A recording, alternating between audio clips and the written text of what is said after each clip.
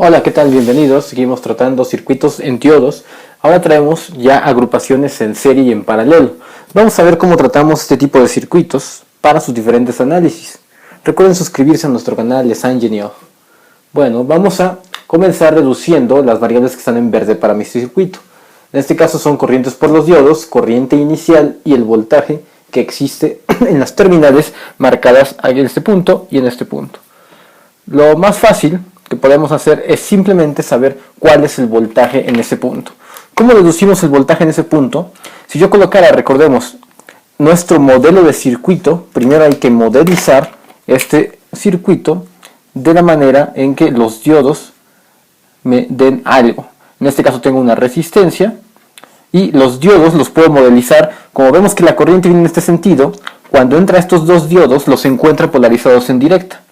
Por lo tanto, según nuestra aproximación, esos dos diodos serán un circuito cerrado y como los dos diodos son de silicio, cada diodo me va a arrojar una caída de tensión de 0.7 voltios debido a que están conduciendo. De tal manera que si yo coloco un voltmetro aquí y en este punto, el voltaje V sub 0 que encuentro no va a ser otro más que el voltaje que responde a los diodos. Por lo tanto, el voltaje V sub 0 sería igual a 0.7 voltios cuando el diodo conduce. Gracias a la corriente directa me doy cuenta que el diodo conduce justo en ese momento. Cuando la corriente sale, entra o ve a los diodos polarizados en directa y por lo tanto los diodos cierran el circuito y cuando se polariza en directa recordemos que el diodo tiene una caída de tensión de 0.7. De esta manera deducimos lo primero, que es el voltaje V sub 0 que vale 0.7. Después, podemos analizar la malla de este circuito. Este punto. Si analizo la malla de este circuito, sabemos que aquí tenemos menos más, más menos y aquí más menos. Puedo encontrar una ecuación que me haga permitir encontrar la corriente.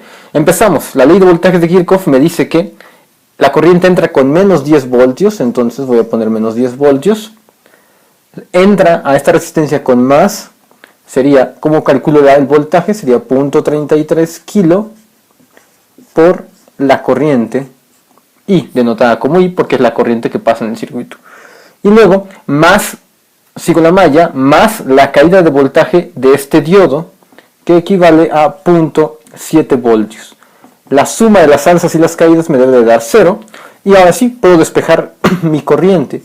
La corriente la despejamos como 10 positivo, menos 0.7 voltios, sobre 0.33 que multiplica, pasa dividiendo. La ley de Ohm a fin de cuentas, voltaje sobre resistencia. Entonces de aquí tengo 9.3 voltios entre 0.33 kilo ohms. Y resolviendo esto sería 9.3 entre 0.33, me da 28.18 miliamperios de corriente. Ya lo tengo. Ahora ya encontramos qué corriente es la que circula hacia acá. Cuando la corriente entra a este nodo, se tiene que dividir en dos corrientes, una pasando por el diodo 1 y otra pasando por el diodo 2.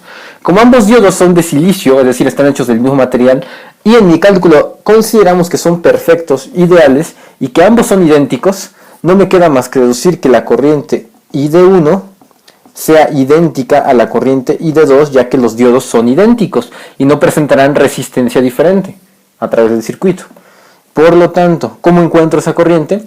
Pues como entra una corriente a este punto y se tiene que dividir en dos idénticas, en dos iguales, simplemente sería la corriente total que entra partida por 2 o dividida entre 2. Entonces sería 28.18 miliamperios sobre 2. Esto nos daría las dos corrientes que son idénticas, y de 2 y de 1 que son idénticas, me daría 14.09 miliamperios aproximadamente. Eso sería lo que encontraríamos en casos ideales para mi circuito.